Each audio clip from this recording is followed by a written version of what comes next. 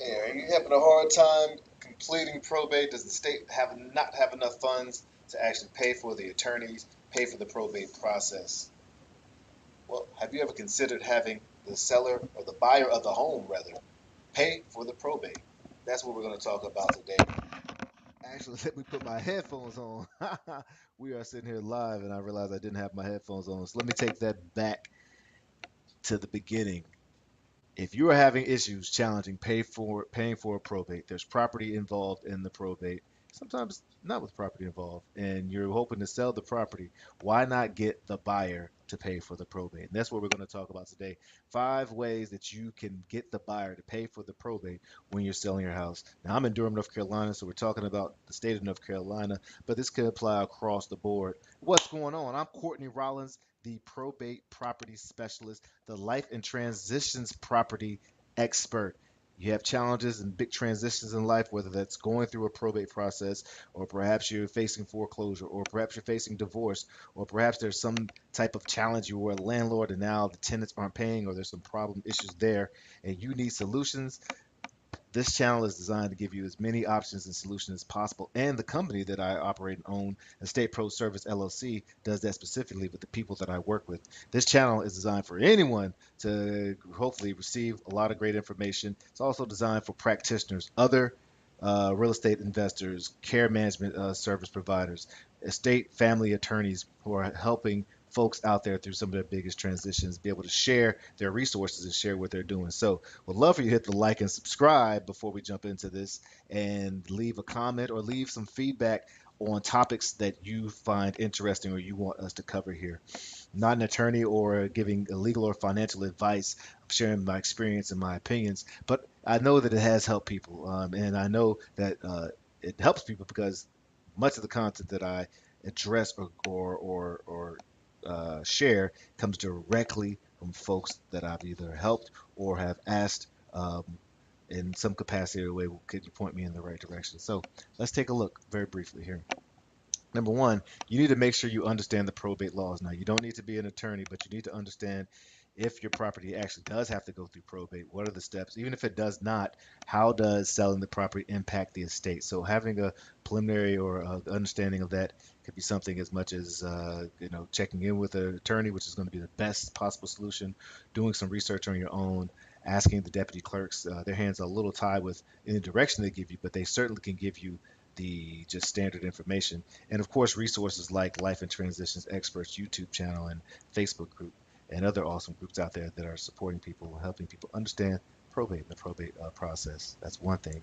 Number two, when you are actually signing a purchase agreement as either the executor or the administrator of the estate, you need to make sure it has specific language in there that details or specifies that the buyer is going to be paying for the attorney, paying for the probate, the estate, all that information has to be taken care of. So that's that being said, make sure that you have it in there so that it's in writing, so that everyone has a clear understanding.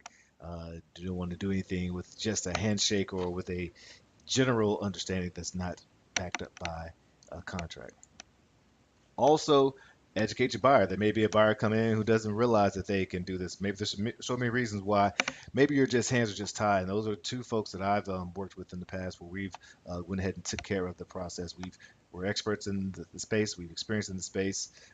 Both of these gentlemen felt very overwhelmed by all the steps they needed to take through to go through probate, and they decided to hand it off to us to make sure it got to the finish line, and we were able to do that. So make sure that the buyers know that, hey, uh, if you're willing and able, this may be something that uh, will help us make a decision about who to go to if we decide to sell it. And that is a part to offer incentives.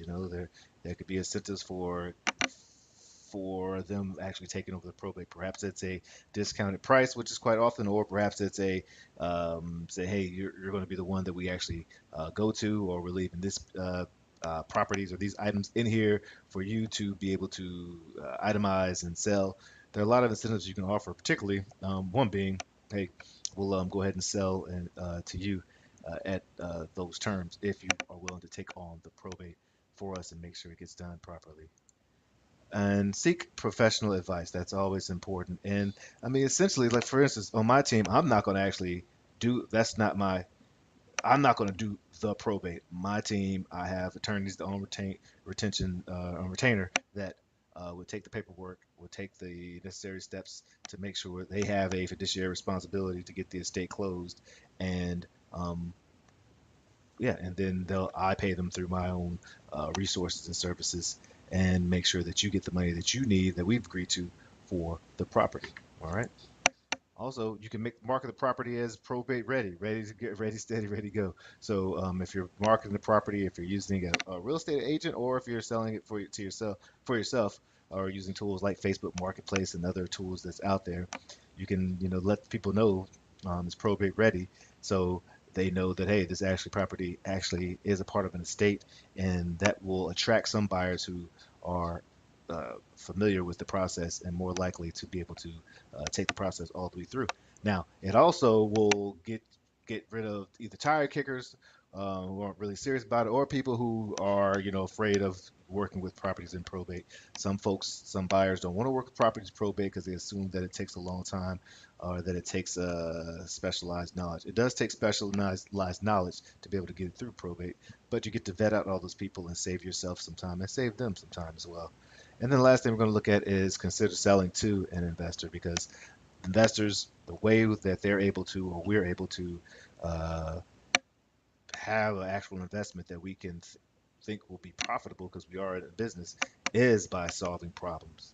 That's the main way we're able to get a discounted price. We offer speed and convenience. And in this case, taking care of a probate is really the convenience side. It could also be the speed side, but it's definitely the convenience side if that's no longer your burden. So those are 7 things to think about and consider, and I hope that's helpful to you. If you want to chat the Estate Pro service, we do try to take a heart, head, and hands-on approach to helping people throughout the probate and life process and life changes to help them come up with as many solutions as possible.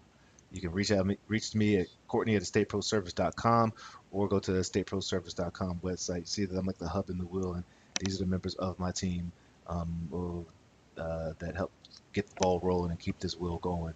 So feel free to reach out to us, and we hope that this is helpful to you.